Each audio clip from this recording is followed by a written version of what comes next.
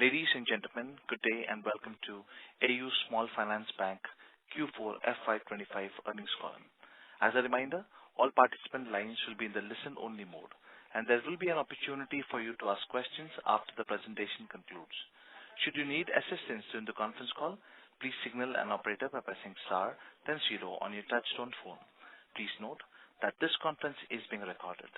I now hand the conference over to Mr. Prince Tiwari, Head of Investor Relations. Thank you, and over to you, Mr. Tiwari. Yeah, thank you, Ranju. And good evening, everyone, and welcome to AU Small Finance Bank's earnings calls for the financial year and quarter ending March 25. We thank you all for joining the call this evening.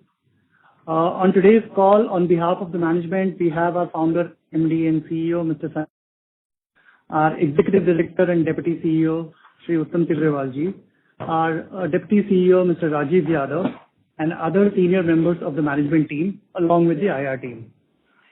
Like last quarter, we'll start today's call with a 15 to 20 minutes opening remarks by Mr. Gaurav Jain, President, Finance and Strategy, highlighting the bank's performance, positioning, and outlook. We'll follow the opening remarks with 40 to 45 minutes of question and answers from the participating analysts and investors. For benefit of all participants, so that we can take everyone's question, we would humbly request everyone to keep the number of questions restricted to 2 and join back in the queue in case you have further questions. For any data keeping questions, you can always reach out to the IR team, either post the call, and we can always come back to you. With that, I'll now request Gaurav Jain, President, Finance and Strategy, to share his opening remarks. Gaurav, over to you. Thank you, Prince. Good evening, everyone. I extend a warm welcome to all participants on this call. We thank you for your continued trust in AU as we close FY25, a year marked by continued transformation and resilience. FY25 unfolded against a backdrop of challenging macroeconomic conditions. India's GDP growth, while still among the highest globally, moderated to around 6.4% as per latest RBI estimates. The monetary policy environment remained tight for most of the year, with the RBI maintaining a cautious stance amid persistent core inflation pressure. Elevated interest rates weighed on both credit demand and cost of funds. Additionally, systemic liquidity remained tight for most of the year, leading to increased competition for deposits across the banking system. Evolving regulations also added to the complexity of the operating environment. For a young and relatively smaller bank like AU, with a growing but still maturing liability franchise on SFB platform, these conditions are particularly demanding, testing our agility and strategic focus. Yet, despite these macro and structural headwinds, AU delivered a strong and well-rounded performance across key financial and operational metrics, reaffirming the strength of our retail-centric and granular business model and execution discipline. We delivered strong growth with our deposit book growing by 27% year-on-year versus banking sector deposit growth of 10.1%. And our loan book grew by 20% YOY versus banking sector loan growth of 10.8%, despite degrowth of 18% in our unsecured book. We delivered an ROA of 1.5% despite significantly higher credit costs in MFI and credit cards, and after strengthening our provision coverage by making an accelerated provision of rupees 150 crores. Our EPS grew by 19% and book value per share grew by 23%. Now, let me talk about our business in some more detail. Our deposit base crossed rupees 1,24,000 crore this year, growing by 27% year-on-year. If we take into consideration the fact that we also replaced FinCare deposits of around 4,000 crores, which were at higher cost, underlying deposit growth comes to 30% plus. This growth was delivered whilst optimizing a number of other variables, including managing our cost of funds, which came in at 7.07% versus our initial guidance of 7.2% to 7.25%, and controlling our OPEX and marketing cost. Our branch profitability improved with 49% of our branches, which were in existence in December 23, becoming profitable in Q4, versus 25% a year back. And all the other parameters like CASA ratio, LCR, and CD ratio remain in good shape. We have also reduced our peak deposit rates by 25 bps both on term deposit as well as on savings deposit post the last rate cut by RBI. I think this performance by our deposits business in a tough environment is a testament to the potential of our growing deposits franchise, which we have developed over the last 8 years. We have invested in all the key aspects. We have established a strong segmented product proposition backed by cutting-edge digital channels. We have all the cross-sell products capability, including our recently launched 81 remittance products and comprehensive wealth and insurance distribution platforms. We have pan-India distribution with the inclusion of FinCare deposits branches in the south. In FY26, we plan to open around 70 to 80 new branches, mostly in the top cities, and enable around 75 existing asset centers in district and tehsil headquarters to start taking deposits. Now, moving on to our asset franchise.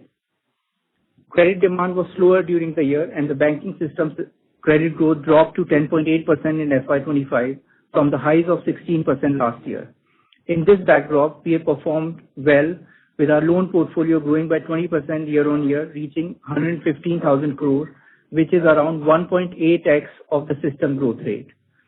Our growth was led by continued strong traction in our secured segments, which include retail secured assets and commercial banking, and form 87% of our total loan book. Retail secured assets grew by 21% and commercial banking grew by 32% year-on-year. Both these businesses performed strongly in FY25 with continued strong growth and sound asset quality, and we have a long growth runway as we expand these businesses to South India utilizing FinCare touchpoints. Our retail secured assets book, which includes wheels, mortgages and gold loan, has a vintage of over 2 decades and is a unique combination of scale, growth, high yield and strong asset quality. We have a very strong right to win in this business with our deep distribution and underwriting expertise in informal segments in semi-urban and rural areas, strong operational processes and collection framework, and robust people practices. In commercial banking, we have developed a full product suite and tech capability over the last 8 to 10 years, and book has scaled consistently with strong growth and asset quality. Commercial banking business is important from liability franchise perspective as well, and generated around 12,000 crore of deposits. We are moving this business to Mumbai this year, which will provide an opportunity to stitch this business even more closely with our deposit franchise and other asset businesses. On the unsecured book front, our unsecured book degrew by 18% for the year. Microfinance segment continued to face industry-wide deleveraging, and our MFI book declined by 17%. However, we believe we are nearing the end of this corrective cycle with continued improvement in collection efficiency, which touched 99.2% in March and 98.7% for the full quarter. There could be some impact from MFIN guardrails coming into effect. However, the industry has been tightening for almost 3 to 4 quarters now, and it's a short tenure loan, so we expect positive momentum to continue in the next year. On the regulatory front, the MFIN guidelines around responsible lending practices and borrower indebtedness caps are structurally positive for the industry and will increase industry discipline. Additionally, the CGFMU Credit Guarantee Scheme provides a critical backstop for eligible MFI loans, enabling us to lend more confidently to the underserved segments whilst mitigating downside risk. Nearly 100% of our Q4 disbursements would be covered under the guarantee, taking our overall portfolio cover to 36% by the end of this year. Going forward, we will aim to have most of our incremental disbursements covered under this scheme, and coverage on the overall book will increase to more than 75%. This will greatly reduce volatility of credit costs. MFI remains an important book, fulfilling our SMF obligations. While we will remain disciplined in growing this book, we see potential to cautiously scale as the operating environment improves. Our credit card book has gone through a period of recalibration in FY25, declining by 19%. We believe the corrective actions we have taken, tightening underwriting, rationalizing credit limits, and sharper portfolio monitoring have laid the foundation for more sustainable growth. The segment offers strong product economics and cross-sell potential as we scale our deposit customer base. We see the credit card business as a strategic lever for both fee income and long-term customer stickiness, and remain committed to building it sustainably over the medium term. However, we need to be patient as it will take 1 to 2 years for our credit card franchise to turn around.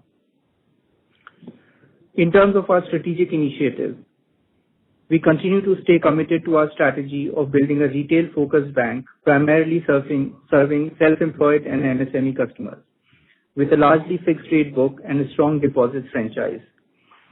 We have consolidated all the businesses except credit card under the leadership of our Executive Director and Deputy CEO. Both commercial banking and MFI business will now operate out of Mumbai, which will become the base for all our key businesses lines over the next couple of years, with Jaipur focusing more on back-end operations. We will continue to focus on branch expansion, attracting urban deposit customers, and driving cross-sell.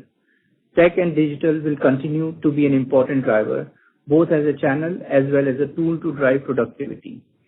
Over the years, we have already built tech infra to process customer data available through various digital public infrastructure like account aggregator and DigiLocker. We are now working on adding AI layer on top of our data lake to roll out various use cases at scale to drive workflows, automation, and cross-sell. This will help drive long-term structural increase in efficiency. Finally, as you know, we have applied for universal banking license in September. Our application is under review by RBI. We remain in regular touch with the regulator, and we are hopeful for a timely evaluation. In terms of profitability, we delivered profit after tax of rupees 2,106 crores for the year and ROA of 1.5%, despite significantly higher credit costs driven by stress in MFI and credit card book. In Q4, we also made an accelerated provision of rupees 150 crore, primarily in unsecured, to strengthen our provision coverage. This provisioning was over and above our provision policy, and our coverage on unsecured businesses is now almost 100%. We also did a lot of work this year in improving our operating efficiency, and our cost-income ratio reduced from 64% in FY24 to 57% in FY25. This was driven by tight control on overheads and marketing costs, lower credit card issuance volume, and synergies from FinCare merger. As we look towards FY26, we see benefits of policy tailwinds with interest rate cuts, better system liquidity, and change in policy stance from neutral to accommodative. Credit growth outlook is also improving, and stress in unsecured segment is reducing. However, we are in a new normal environment where post-COVID gains are over, GDP growth is likely to be range-bound, and some sort of macro or geopolitical uncertainty could be business as usual. In this uncertain environment, we are watchful and are not providing any specific guidance for FY26. That said, based on our performance in FY25, which was a really difficult year, we are confident of continuing to do well next year. Second half of the year is likely to be stronger than the first, as credit costs in unsecured subsides and cost of funds begin to move downwards. Over the medium to long term, we believe our franchise has the potential to sustainably deliver ROA of around 1.8%, with business growth of 2 to 2.5 times of nominal GDP. In closing, FY25 was a tough year, but we stayed the course. We grew, we corrected where needed, and we continued to strengthen the foundations of a forever bank. As we have said earlier, it takes about 10 years to build a bank. We have completed 8 years and are confident that the foundations we are laying today will create a stronger and more sustainable AU tomorrow. As a young bank, our business model is well established, our team is vintage and stable, and we are present across the spectrum for our retail and MSME customers. In this uncertain macro environment, we may have small hiccups here and there, but we will navigate these challenges and continue to do what is right in order to build a strong and sustainable forever bank. Sanjay, would you like to add anything? No, Gaurav, I think, thank you, Gaurav, first. Good evening, actually. So, no, I think you have summarized well. I would only add that tough time, navigated well, throughout the year, last financial year, GDP was under pressure. inflation was there, the broken momentum, liquidity issues, I would say very low business confidence, and at AU, I would say our deposit franchise really done very well, in terms of building up the liability, the cost around it, the OpEx around it. The only missing item would be around granularity, where our CASA would have dipped, but that is general industry phenomena. I would say our secure retail asset also performed very well in terms of growth, in terms of ROA, in terms of credit cost, little elevated because of the whole GDP not performing up to the expectation, OpEx level and everything. I think it's one of the books that we all are very proud of. Commercial banking, again has gone to the size and scale now, and they're also performing well in terms of every aspect. I would only say that microfinance business, again, a right business, maybe at the wrong time, but is a very, I would say it's fulfill our whole inclusive agenda of banking. It gives us SMF book. It has not negatively impacted us, but of course, we had a high expectation around that book. That book should give us 3 to 4% ROA, but I think it's gone to its own cyclic cycle. And so this year, I would say quarter 3, quarter 4, we're all hoping that it will come back to their old numbers. Credit card is more, we have taken a lot of corrective actions. We want to understand it more granularly. We have hired a very senior guy to underwrite, to understand the portfolio and all those things. So maybe this year we want to go to that learning curve. But we are very serious enough to build that whole unsecured portfolio, which is so for a high yield kind of numbers. Other than that, integration is going very well. I would say we also want to focus on gold because FinCare has done that business very well over the years. So we want to capitalize on that business. And of course, recent RBI circular and the whole narrative around is that it favors bank. So we want to capitalize that whole positioning. Our ROA, is 1.53, which is maybe lesser than what we guided you last year, but we have done the accelerated provision of 10 bips. So somehow, we want to be really, I want to play around our balance sheet. We want to be very honest on our numbers so that, it does not colored. We don't want to get it colored by the whole aspect around it. So idea is to really communicate to you people very honestly that this 10 bips is on the NPA so that our provision coverage goes up to a 70% level and its NPA on this unsecured assets gets 100% covered, right? So we don't want to do anything one-off, that's the way we are thinking at AU. We want to treat everything, we want to communicate everything so that it remains a business as usual, right? So overall, very happy. I would only say that this year, this financial year looks more, I would say, more in control in the sense that interest rate cycles are now coming down. Credit cost, of course, it remain around 1.3, including the accelerated provisions, but should be now on a normalized basis this year, which we are thinking in the range of 75 bips to 85 bips. Next year, it may be on the higher side of the curve, maybe 85 bips. So we'll get advantage in our credit cost next year, but NIMs can be in pressure because still the real benefit of interest rates coming down will only get materialized maybe in quarter 3, quarter 4. So we have to handle that headwind around NIMs. But overall, very happy to see the entire ROA tree. Our OpEx is in well control. Last year it was phenomenal, honestly, because from 63 to 56, it's not an easy. So we had some kind of, I would say, low-hanging fruits. But we really want to build more distribution. We want to do some kind of marketing activity.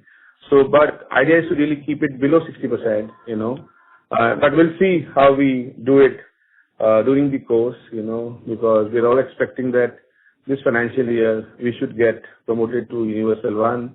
So there can be a special effort for marketing around that. So very, I would say, tough time, played well. This year we look more confident. Thank you so much, Gaurav. Over to you. Yeah. Yeah. Thank you, sir. Thank you, Gaurav, and thank you, Sanjay ji. We can go to the Q&A now, Ranish. Thank you. We will now begin the question and answer session. Anyone who wishes to ask a question may press star and one on your touchtone telephone. If you wish to remove yourself from the question queue, you may press star and two. Participants are requested to use handsets while asking a question. Ladies and gentlemen, we'll wait for a moment while the question queue assembles. The first question comes from the line of Ranish with ICICI Bank. Please go ahead. Yeah, hi, sir. Congrats on a good set of numbers during this challenging time. So, sir, my first question is actually on the NIM. Right. So, post the 50 basis point of rate cut, we have already seen a large and mid-sized bank sort of rationalizing the SAR rates. So, are we not planning to cut rates in line with the system? So, Ramesh, hi, good evening. So, we already have cut our term deposit rates by 25 bips. We already have rationalized our saving buckets, saving account buckets. So, we are not giving now, the peak rate around saving is now 7% instead of 7.25. To further go down will require some more actions from some of our competitors because our CASA is below 30%. So, and we are not enjoying a space of around 40-45% in that book. So it's not easy for us to cut rate below 7 as of now. But let's see how the entire industry plays their whole game in this year, and then we'll take the action around it.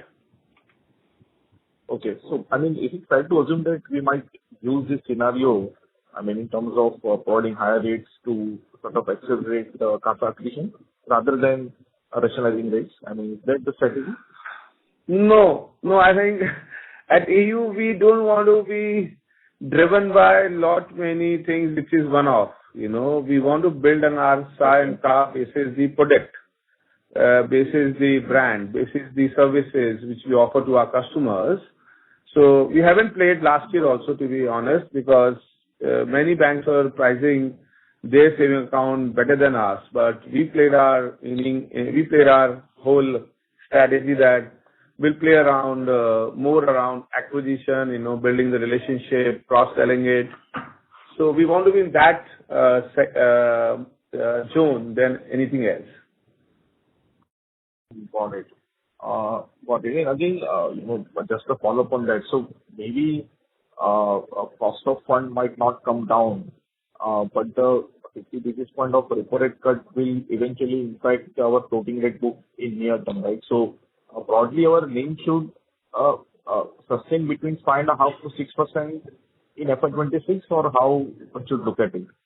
From current level of 5.8. So if you ask me as of now, the next year the lever is on the credit cost. The challenge is on NIM. So as of now, it's so difficult to predict whether we'll go down by 10 bips or 20 bips or 30 bips, but there will be a challenge on the NIM. But you want to add on something? Yeah, Prince. Yep. So just because this question is generally, I'm sure, Ranish, this is the top of the line question for everyone. So maybe I just wanted to put some more context into it. So Ranish, if you see our Q4 margins, now primarily, correct. As far as the components of the margins are concerned, our cost of fund went up by about 7 basis points, right? We started the quarter at about 706 and we ended up at about 714 on an average from Q3 to Q4. But there was also an impact of number of days, right? So to that extent, that got negated in this particular quarter. We didn't really see any impact from the cost of funds. But there is also so that's on the cost of fund side. But on the asset side, we did have a mix change that's been going on, given that there has been our unsecured has gone down by 17%. in the full year and 10% in the quarter. And MFI is typically a high yielding asset. So due to that mix change, we had about 5 to 6 basis points of impact, right?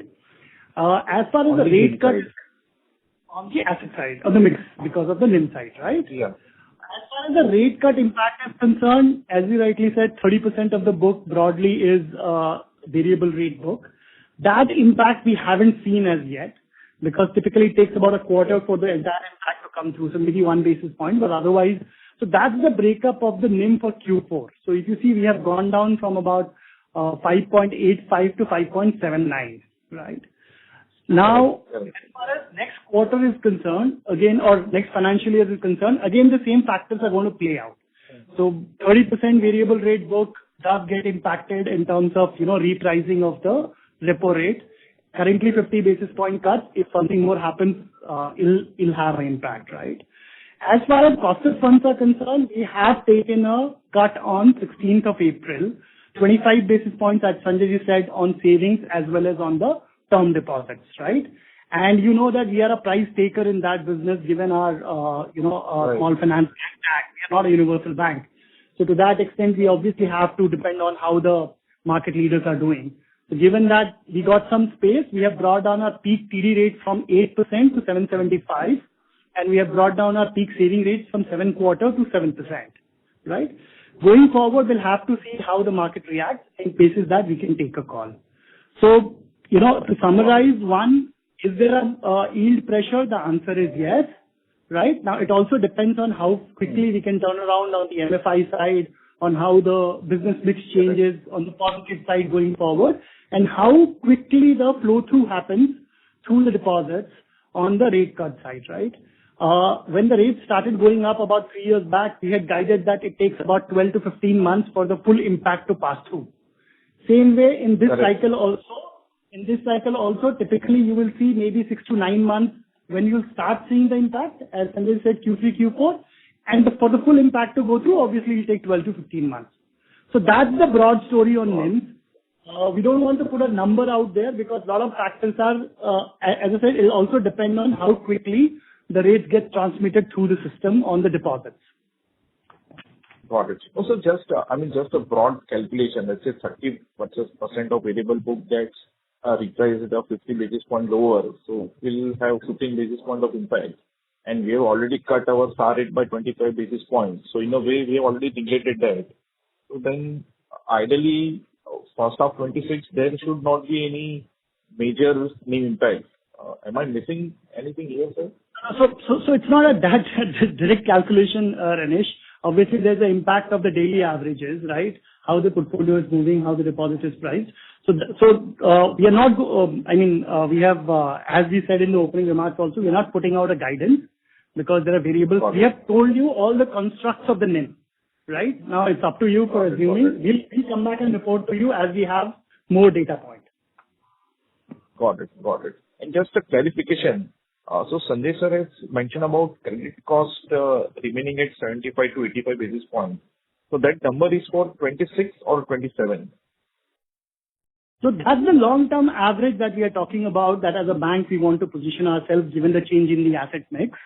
That 75 to 85 basis points is on the total average assets, right? It's not on loans.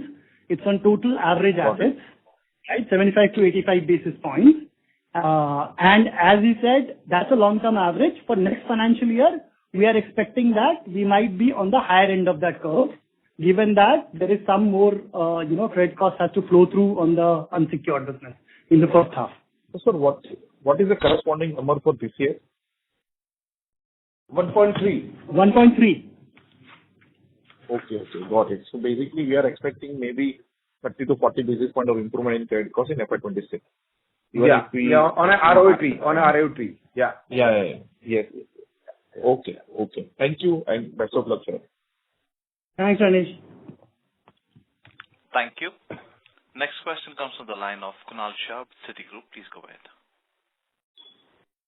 Yeah. Thanks for taking the question. So firstly, sorry, again, on credit cost front.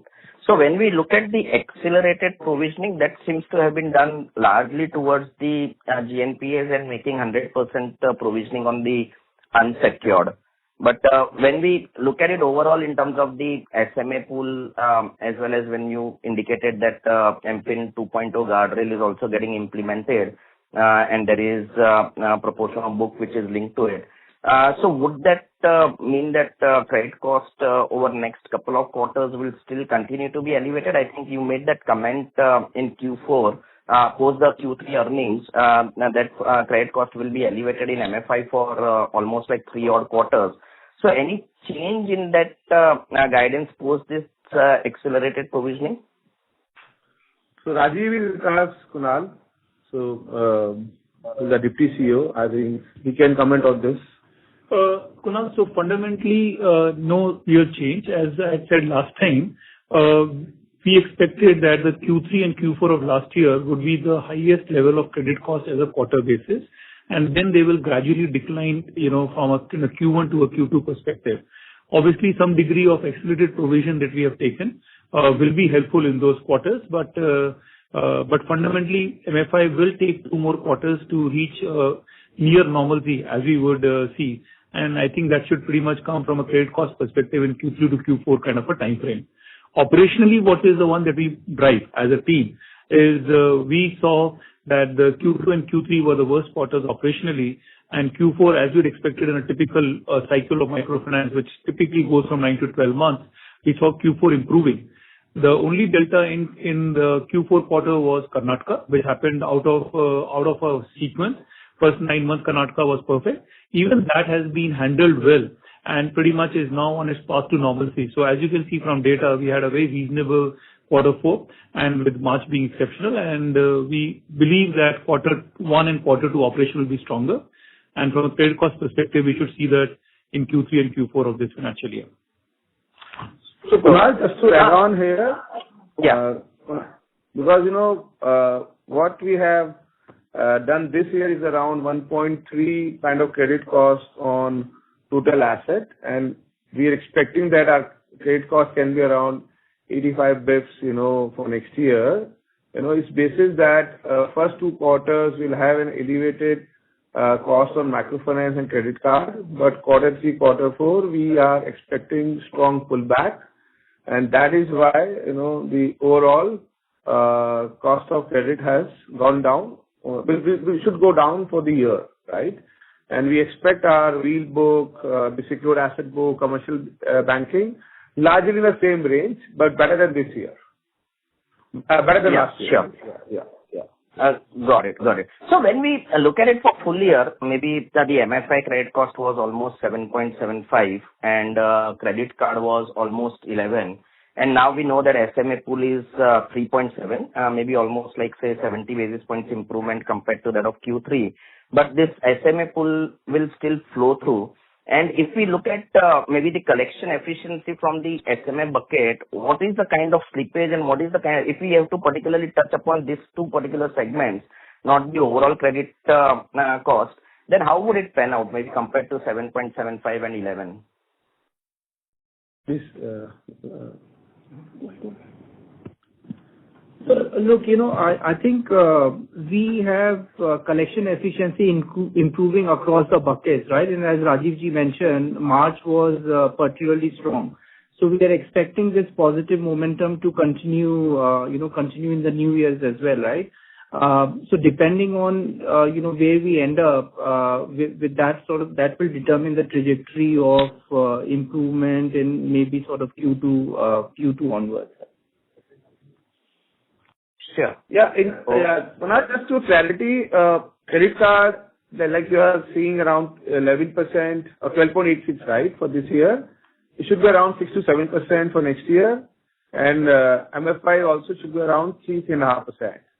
And just to add to that, right, another variable in the mix is the percentage of book which is covered under CGFMU, right? So we would probably have about 35-36% of the book as on March already under CGFMU, with all of the Q4 disbursements being covered under CGFMU, right? So this percentage will only increase going forward, and we expect more than 75-80% of the book to be covered under CGFMU.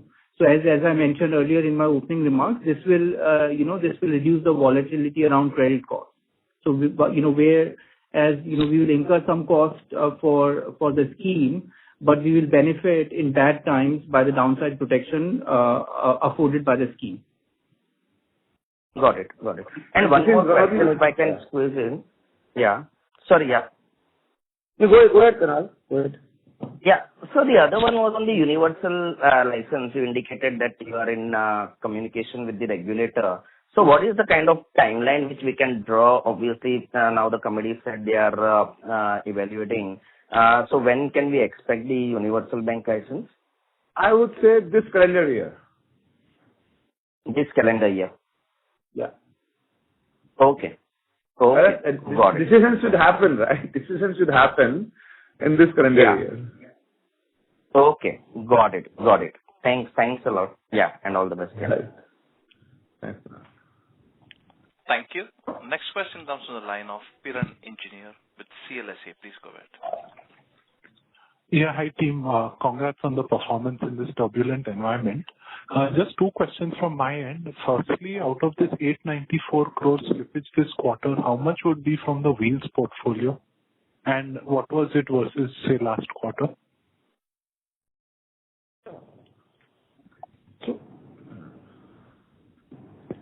So we don't give individually portfolio-wise data. But having said that, like we have said in the presentations as well, that Q4 was a strong quarter and followed the historical trend.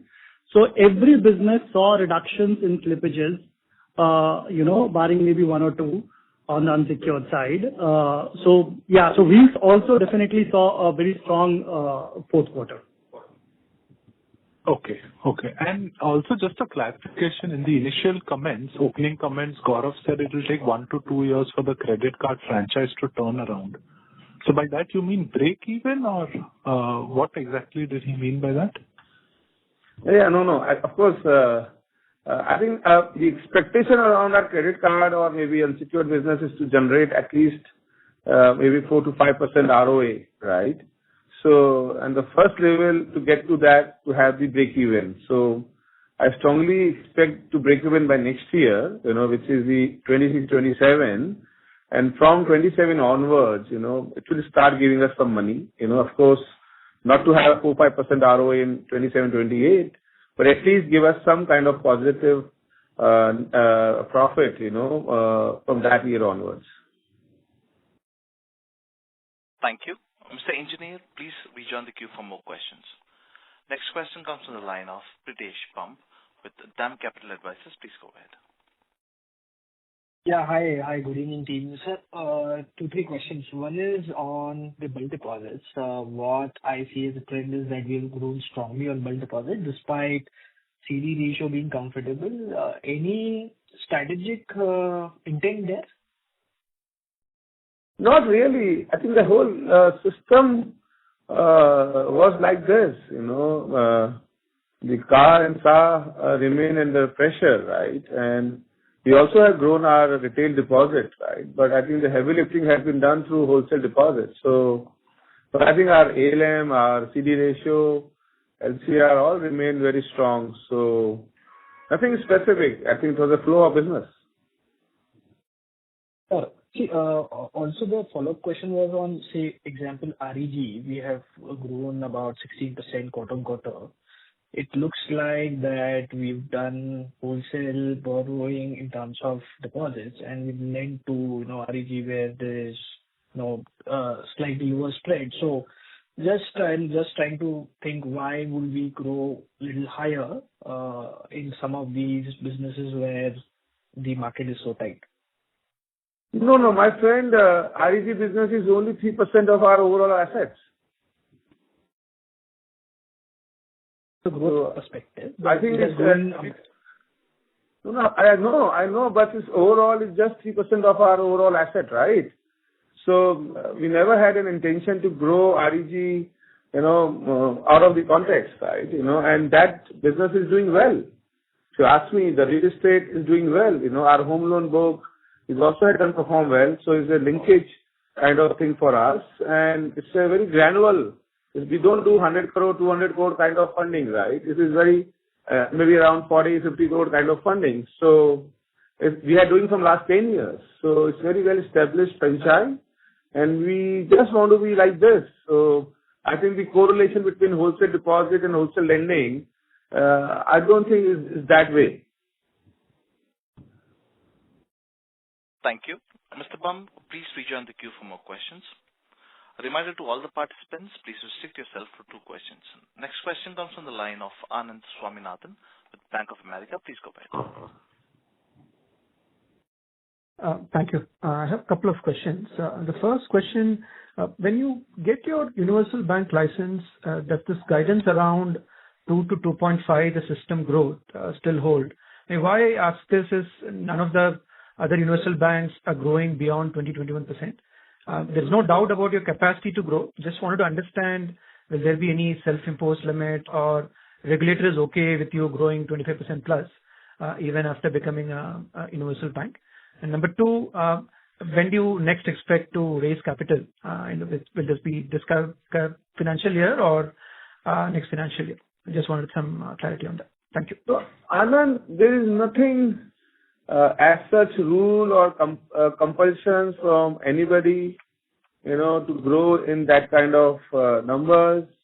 Neither the regulator has stopped us. It is basis on the, as of now, positioning of us that we are around 1.5 lakh crore of assets, So we are not too small, not too big, For next 2-3 years, we can grow in the range of 25%, right? Because, so it's not related to universal, to be very honest. It's related to our size. So once we reach maybe around 3 lakh crore or 4 lakh crore, we might say that we want to grow in the range of 20%, right? So I think it depends, on the size and the opportunity. I personally believe that last 3 years remained very tough for all of us, Now the entire narrative from the regulators, from the government of India, entire, I know there are short-term uncertainties, but I see lot many things coming back to Indian economy in next maybe 18 to 24 month period. We are well settled, and we have built up our franchise pan India, our CD ratio, everything has remained so good, honestly. So in this time, if opportunity is there and it's under our entire matrices, then we will want to grow in the level of maybe 20-25%. That's our, I would say endurance, right? This year also we told you that we want to grow around 25%, but if market never permitted us, we just have grown 20%, right? So, but our capacity is there, capability is there, approach is there, product is there. So it just depends how the market behaves, So that is the whole overall strategy. So it's nothing that somebody is pushing us or there is an agenda to grow like this. So we will always grow sensibly and reasonably. And Anand, just to add, right? So the 2 to 2.5 times is not that of system credit growth. That's of the nominal GDP growth. No, sure, I got it. Yeah. No, thanks, Sanjay, and I appreciate the clarification. Just wanted to make it clear, and I think it helps the investor base as well to fully appreciate there are no restrictions, and it's your capacity that is driving growth. And that's why for the capital raise, Anand, we want to, want to relate that with our universal license decision. So it will be after universal bank license you get, that's when you will decide? That's what you mean? That's our desire. Okay, fantastic. Sanjay, just in this context, since you are talking about the macro as well, what is the on-the-ground feedback you are feeling? Because you speak the most or on the ground to the business community. The underlying macro in India is weak as well, and there is a lot of uncertainty with global exports, tariffs, etc. What are you hearing from the ground? What is the feedback you're seeing? How do you expect the business decisions to be made in the next few quarters? Will help us gauge how things are on the ground. Thank you. So Anand, it's mixed, it's mixed feeling. If you ask me, things has looking good from last maybe 2 months, once, and I'll give you reasons. One, I think regulator has become more, more growth oriented. Their body language, their narration has helped us a lot. Their action is speaking louder than what they were telling. You can see the LCR norms, you can see the entire liquidity positioning. You can see that they are saying that, growth has to come back. The government of India is also pushing many things. I think in last March, their capex has gone up, So I think overall, I would say, things has coming now to normal level, first of all. Second, I think anything which we were expecting that India will shine and India will grow in the range of 7.5-8%, it is not there. So people have now become more rational. People have become more cautious, right? And in this time, whoever want to build business, is sure about the entire spectrum, right?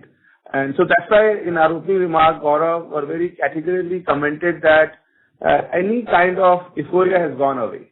And when euphoria goes away, the realistic is there, right? The reality is there. So in my opinion, in this sense, we are more safe, because we know the reality. So that is coming up. I would say some sectors like the real estate, the tourism, the hospitality, I would say the entire tech, tech-related businesses are doing phenomenally well, right? So now as a banker, we need to figure out our zone, our positioning, where we want to be in, right? And build our business. So it's not that it's very gloomy or nothing is happening, but neither is that it's very growing or it's very rosy, right? So we need to play our inning well. And so overall, I'm optimistic than, looking for some excuses and all those things. So that's my sense, You want to add on something, anybody of you? Otherwise, that's my sense, Anand. Thank you. Mr. Swaminathan, please rejoin the queue for more questions. Next question comes from the line of Nidesh Jain with Investec. Please go ahead.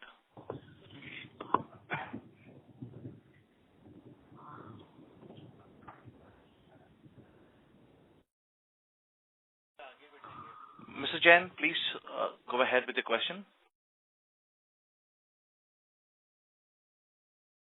Hello, am I audible? Yeah, Nidesh. Good evening. Hi, sir. Good evening. So the first question is on credit card. What all changes we have made on the credit card in last 12 months, and when should we start seeing increase in new credit card sourcing? Yeah. So Nidesh, we have taken complete course correction. So as we commented earlier that we were doing digital underwriting for lending the credit card. So now we have put in many gated condition to understand customer better in the sense that what is his income level, what is his identity, address, kind of stability and all those things.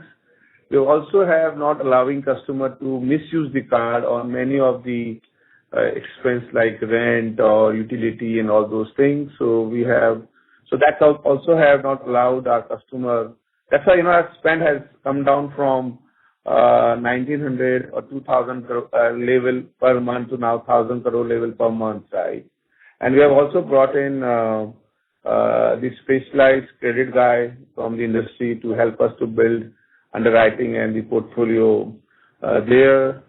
We also have not want to source through the DSA channels and all those things.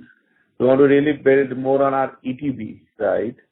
So existing to bank customers. So these are the things we have already done it. That is why the issuance has come down from 40 to 45,000 level to now 10,000 per level. But you will see that issuance coming up to the maybe around 20,000 cards a month, maybe post September, right? So we want to take another 2 quarters to really make it completely repaired, right? And then build it. Sure. Second question is on cost to income. So last year we have done phenomenal job on cost to income, and probably we would have cut a lot of cost. We would not have invested the way we were investing in the past. So how do you see cost to income panning out from a medium-term perspective? And do you see that when you will get leeway from a P&L, you will start investing for future in terms of branding, etc., the way we were doing in the past? So Nitesh, largely, we haven't stopped any kind of investment, to be very honest. I would only highlight three key items. One, maybe a marketing cost. So we deliberately hold it because we want to now tie up with our universal license, days, so that it helps us there. Second, expansion. Last year we got the expansion from FinCare, so we want to build more businesses through that distribution. And third, of course, tech. So we have taken some pause in our tech expansion so that we really understand, because many things are coming in tech on a daily basis. So other than these three, we haven't have any kind of specific, I would say, actions to really manage our costs. Rather we were very, I would say this year onwards. That's why I was so vocal to say you that my cost to income might not be around 57% this year, but should not go above 60 also, because we want to build more distribution. We want to do some kind of tax investments so that we remain future ready, right? So other than that, I think on marketing, will be tied up with our universal license zone. So yeah. Thank you. Mr. Jain, please rejoin the queue for more questions. Next question comes from the line of Nitin Agarwal with Motilal Oswal Financial Services Limited. Please go ahead. Yeah, hi. Good evening, everyone. I have a few questions. Yeah, hi, sir. A few questions. Firstly, on the ROA guidance that we have for FY27. So, Sanjay, you gave this guidance like last year, and we had a very turbulent FY25, and there will be some impact of new guardrail in 1H, as you mentioned. So how comfortable do you feel to meet this guidance? Do you foresee any risk to this, or you think that the risks are evenly poised? So what's your assessment on that? It's a very good question. So last financial year, which is now 24-25, we struggled with both the credit cost and the NIM. Still, I would say our performance is as per the guidance. We have accelerated our provisions by 10 bps, which was much required. So of course, lending at 1.53 instead of 1.6, so we really performed last year also as per the guidance, in my opinion. Second, this financial year, I believe credit cost will be more in control. Rather, we can have challenge on NIM, right? But I think that interest rate cycles are now coming down. We are well prepared in terms of anticipating the Indian economy and its effects, So next year, which is your 26-27, I am pretty sure that whatever we have guided you, in a year back should get utilized, But I don't want to, again hold myself to around that guidance. It's our endurance, right? But these are the things, because if you see our ROA sheet, we are around 5.7, 5.8 this year too. We are around, our other income is around 1.8, 1.9. It will go further up because we are extending our cross-sell ability through other product lines. Our cost to income is around 4.25. It might stable here, right? Might not go down for a couple of years. But I am seeing huge, I would say reduction in my credit cost from 1.3 to 0.85, 0.9 next year. Maybe further going down 0.75, maybe in 26-27. So I think put all together, if you put all the maths in place, we are above 1.8, right? So, and of course, now there will be a market challenges. There would be a lot many things which may be unknowns, which we do not know as of now. But we need to play our inning, right? And but I think you have to appreciate that whether the bank has the capability, bank is on the right track. Bank is not under any kind of pressure or any kind of issue which we are not able to solve. It's our business numbers which, 10 bits here and there, but we largely remain on course. And then, of course, the universal license. Right. And So the second question is, any color as to what would our LCR be factoring in the revised LCR guidelines that came in yesterday? I'm asking because AU Bank is relatively lower, and should any benefit on that should be very much welcome. A new guideline, I think we haven't done our working, but it is close to 120. Sorry, Yogesh, you want to add on? Yeah. So these guidelines are better than draft guidelines, and I think we are just evaluating, but it should be neutral to positive impact on us. But we are fine with that LCR because again, we are doing our business, and many of banks know their own risk management. So as for our risk management, anything around 115, 120 is good enough for us. So for me, Nitin, because we need to build our own risk management around that, right? But we are not expecting any negative impact. Yeah. For that from the guidelines, right? But you're saying the entire LCR expectation from AU Bank is around is lower what market operates, right? Yeah. Thank you. Mr. Agarwal, please rejoin the queue for more questions.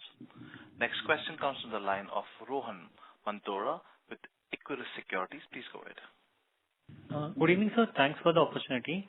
So firstly, the 30 basis point Q-on-Q decline in incremental yields that we have seen, so did it have any component of year-end discounts or in the secured business, or is it purely a function of a change in loan mix? Quarter on quarter. So that's on the disbursement, right, Rohan? Yes, on the disbursement. Yes, on the disbursement. That's more a function of mix, nothing else. There is obviously some amount of year-ending on the secured side. Why is my voice? So there might be a slight bit element of that, but I think it's largely a function of mix. Sure. Okay. Secondly, on the wheels, the growth that we have seen in this quarter, just want to understand how did the growth shape up across subsegments on wheels? So I think this quarter we saw some strong offtake on the tractor side. Given seasonally the rains has been good, so I think this quarter the tractor definitely outperformed. Even on the used vehicle segment side, I think we have picked up. So yeah, I think everything else broadly were there. New car sales were a bit flattish, but I think on the used side, on the tractor side, two-wheeler we have gone deliberately slow, so we haven't really pushed that product. Sure. Vitalji, you want to add in? So overall, Q4 was flat, but the second half of March there was some traction towards vehicles as we saw in the industry. So that has contributed. Otherwise, Q4, as such, what we expect from Q4 as a buoyancy, it was not there. It was flattish, and we saw the all sales numbers also. But I think second half of March was some traction was there. That's the reality. Sure. And so lastly, on slide 11, the credit cost that we are given segment-wise, what is the denominator used here? Because if you have to compare it across the last 3-4 presentations that you have given, how should we look at that number? So Rohan, everywhere we have used the gross loan portfolio or the AUM, which you can, the average of that, the average AUM for the period. Quarter. Right? Yeah. So for the quarter or for the year. Okay. And the AUM or the GLP, gross loan portfolio, you can find on slide number 38. Every quarter. So for FY25, when you're giving this as 11% for credit cards or 7.75% for MFI, so it would be average of March versus March or December versus March? Just this is for the full year. Since this is for the full year, right? This credit cost is for the full year. So you would have taken the average of all the 12 months. Okay, fine. Sure. Yeah. Thanks. This was all from my end. Thanks, Rohan. Thank you. Next question comes to the line of Tanuj with JP Morgan. Please go ahead. Hi, thank you for taking my question. So a couple of months. So one is, at what level will you be comfortable in growing your MFI book in line with your overall loan growth? Because if you're guiding for a 20 to 25% perhaps loan growth, then starting from second half of FY26, could we see MFI book growth materially pick up for the share to increase from the current 6% levels? And also in that context, in FY26 in particular, how will you look to manage your PSL compliance on SMF and the weaker section? So that's the first question. And second one is that even with you doing CGFMU across most of your incremental disbursals, does that initial guidance that you had said that you would want to maintain a 3% coverage on your overall MFI book still hold on all incremental disbursals? Thank you. I think very good question. So I think we will continue to have 3% credit cost provision irrespective of our coverage under this government schemes. But by this year end, we expect 80% of our book to be covered under this scheme. So I think by what just Gaurav commented, that we want to protect our future from any downside risk from the credit cost of this business. And that is why we are more bullish now that, this is not a very, I would say it's a very important strategic change which we have brought in the microfinance book, So that is there. But overall, we have already said that unsecured piece won't be going above 15%. And in that, credit and MFI will not go above 10%. So we want to be in that numbers from maybe for next couple of years. Yeah. And Pranuj, if you see the secured business, even in this year has grown by 23%, right? The commercial doing 30% plus and retail secured doing about 21-22%. So honestly, even if the other businesses, the unsecured businesses which you mentioned, they were down 17%. If they're just neutral also, we should broadly start scaling up, right? So we don't really need to be very aggressive on those businesses to achieve a 20-25% kind of range. So, Prince, just to follow up on that, like if you are saying that your overall loan growth remains in that 20-25% range in MFI, I'm assuming gradually goes from 6% to 10%. And you're saying that perhaps after second half, like if you see the system stabilize, you are not against growing MFI credit card book at a 25-30% range also, given the system. But with the cap of overall 10% of our overall book from MFI, maybe another 5% on unsecured. That is the overall cap. Yeah, and it's a long runway, Pranuj, because MFI currently is about sub 6, right? And the other businesses are also growing at about 25% clip. So for MFI to jump from 6% to 10%, they'll have to grow at like 40-50% clip, right? Which I'm not really sure is something that we are envisaging. So I think the growth on the MFI will be very measured, if I can say that way. Okay, got it. Understood. And on your PSL requirements, does this provide? So we are compliant this year.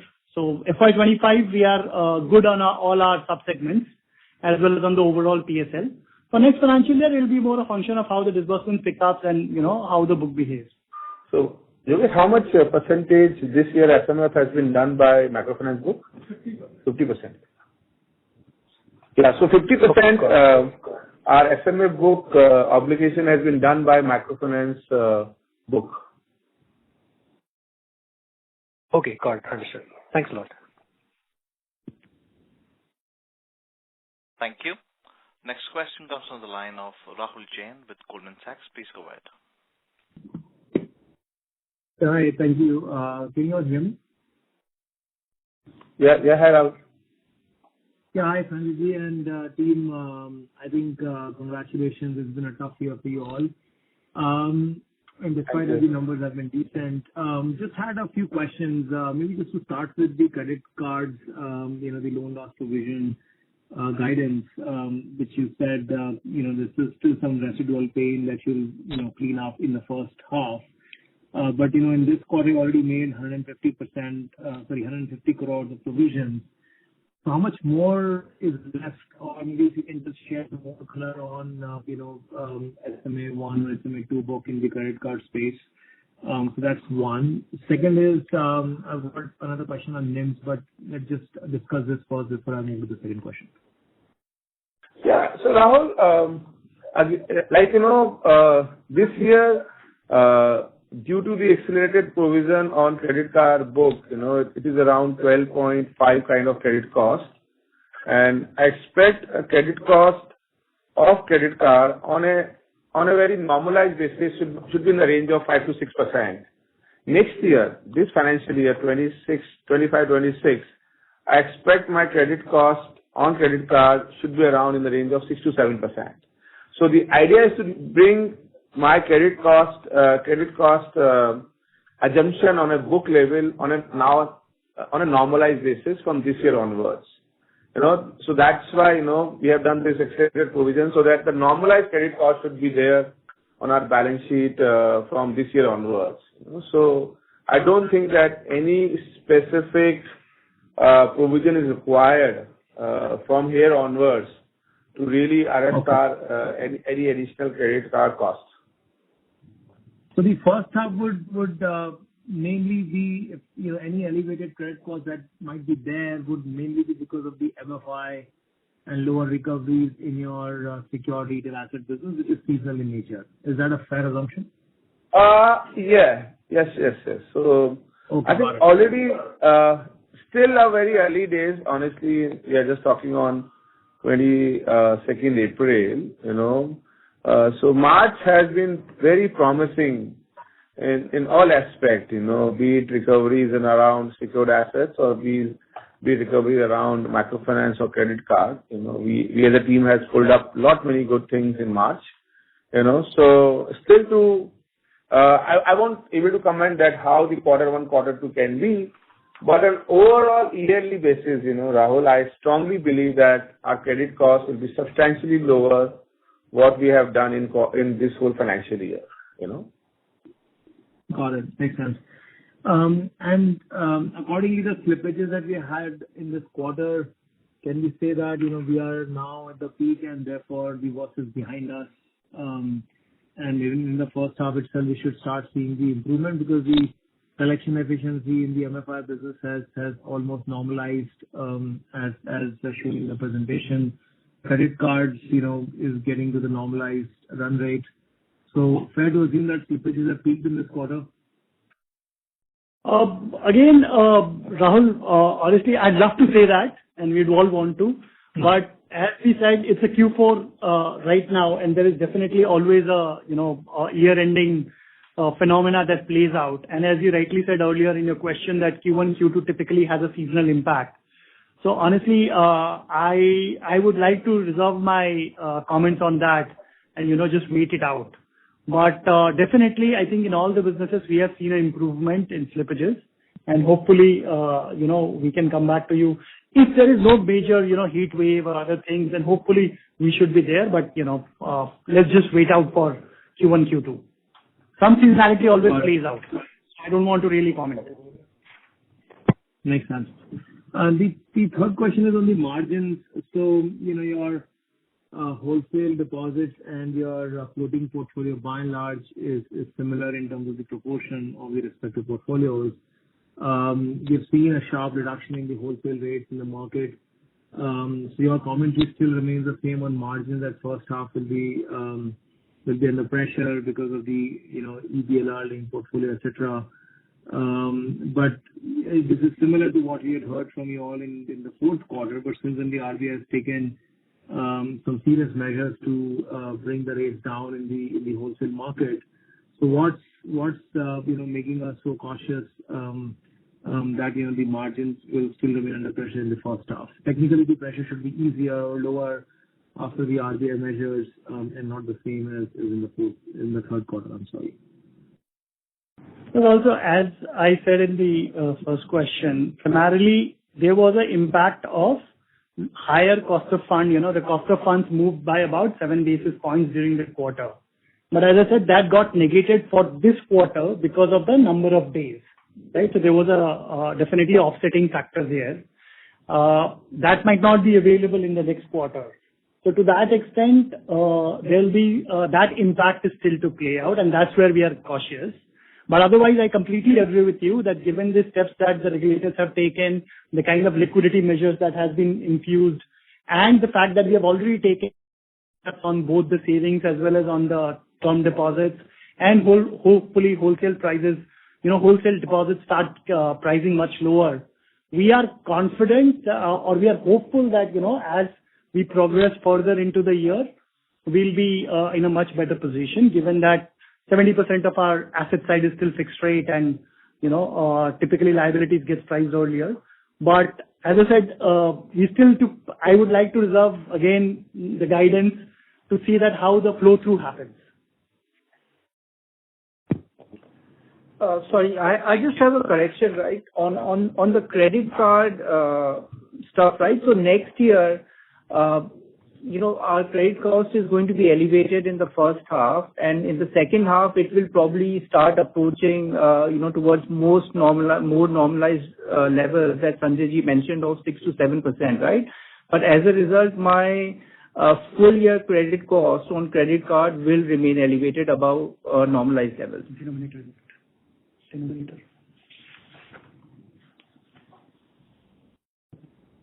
Thank you. Mr. Jain, please rejoin the queue for more questions. Next question comes from the line of Ashlesh Sonje with Kotak Securities. Please go ahead. Hi, team. Good evening. Sir, first question is on asset quality. Last quarter, I remember you had indicated some elevated slippages in the small transporter segment within vehicle finance, especially in SCV and LCV. Wanted to check with you, how is the situation there in that portfolio as of now? And secondly, if you can share some color on collections in the microfinance portfolio in the month of April, whether that 99.2% number in March has gone down to, let's say, 96, 97, or it is still holding up, let's say, around above 98%. So, I'm Uttam here. So first of all, for the small transporters, small commercial vehicles, you can say that, loading vehicles, the situation has improved. The collections has improved throughout the Q4, and more of Feb March was a good collections and good efficiency there. Yeah, and even on the MFI side, whatever early trends that we have seen, I think things are holding up. But Rajiv ji, you want to comment? So Ashlesh, obviously March is always one of the strongest months. But as you know, this was coming out of a credit cycle, so it's not necessarily meaning that this is a normalized state. So I am fairly confident that Q1 will be better than Q4. You have the breakup of all the numbers across quarters, and Q4 was 98.7. So I expect clearly Q1 to be better, and we are tracking April quite well at this point of time, even to the earlier months. Okay, thank you. Sir, if I can just squeeze in one more question. On the SA rate book, can you just break out what proportion of the SA book is with depositors who have balances below 1 lakh, below 3 lakh, below 5 lakh? If you can do that, thanks. I hope this is too operational, Ashlesh, you can write to us and we can respond to this, because we don't have this data breakup at time. Okay, sure. Thanks a lot. Yeah, thank you. Thank you. Next question comes from the line of Sailesh Kanani with Centrum Broking. Please go ahead. Yeah, good evening. Thanks for the opportunity. So my question is with respect to MFI, first of all. We have around 16% of our book which is impacted by the MFIN 2 guardrails. So in cases these customers are regular in repayment, wishing them the individual loan product, and general industry is moving towards that. What is our view on that? Sailesh, you are not very clear or audible. Can you just repeat the question? Sure. So my question is it better now? Yes. Hello. Yes, better. Yeah. Yeah. So approximately 16% of portfolio is impacted by MFIN 2 guardrails, right? So in cases where these customers are kind of regular in repayments, are we considering transitioning them to an individual loan product? Because incrementally, industry is also seeing a momentum towards that. So how are we viewing that?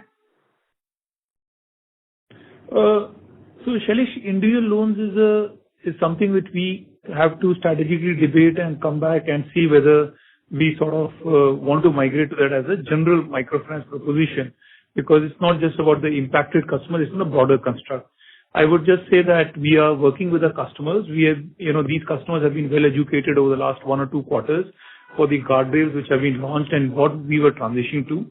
My personal belief is that the people who are still good with us and not delinquent or NPA, even if they are impacted, a lot of them are having capability or conviction to repay their loans. So generally, we're not seeing, at least as we are tracking April, impact on the industry guardrail changes at this point of time.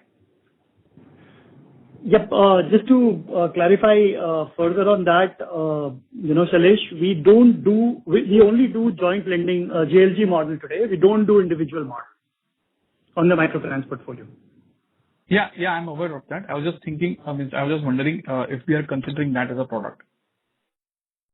Not just to react to the situation, but improving business model thinking, and as you know, obviously there is a learning and improvement that we need to make out of this over leverage cycle. So the model will evolve, but I wouldn't say as a reaction to a guardrail impacted customer. So, and microfinance models typically evolve over a few years.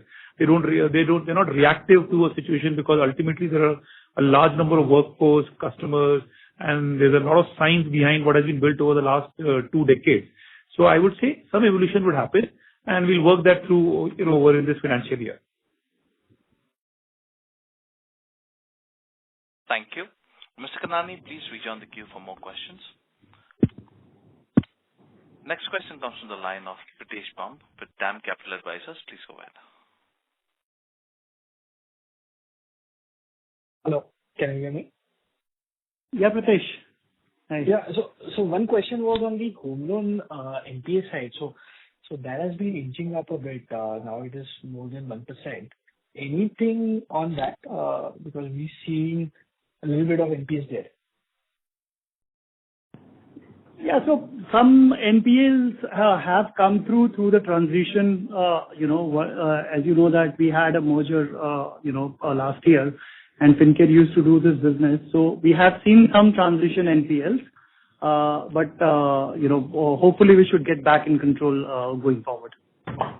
But I think yield is also very high on that book, so it's a risk reward kind of outcome. So if I want to take a follow-up on that, so are we changing anything in terms of tenure or the mix, the approach to that business, or as Which one? You said that Which one? The home loan side, are we seeing the transition there towards more higher ticket size, more better? No. We want to be in the affordable housing space, and AU was doing as a structure. We were doing more of I would say a high-end customer in low-income group, and FinCare was doing more a low-income group, in the southern side. And in this whole transitioning, that there are always a challenge around team retention and all those things, but it's not that high. The absolute amount is very low. So not to worry. So we will bring entire practice of AU in those markets also. Got it. Thanks so much. That was my question. Thank you. Thank you. Ladies and gentlemen, due to time constraints, we have reached the end of question and answer session. I would now like to hand the conference over to Prince Tiwari for closing comments. Thank you, Renju, and thank you everyone for joining the call today and for your questions and all the support through the years. In case you have further questions, kindly reach out to the IR team and we'll be more than happy to respond. We are signing off on behalf of AU management. Good night. Thank you so much. Thank you. On behalf of AU Small Finance Bank Limited, that concludes this conference. Thank you for joining us. You may now disconnect your lines.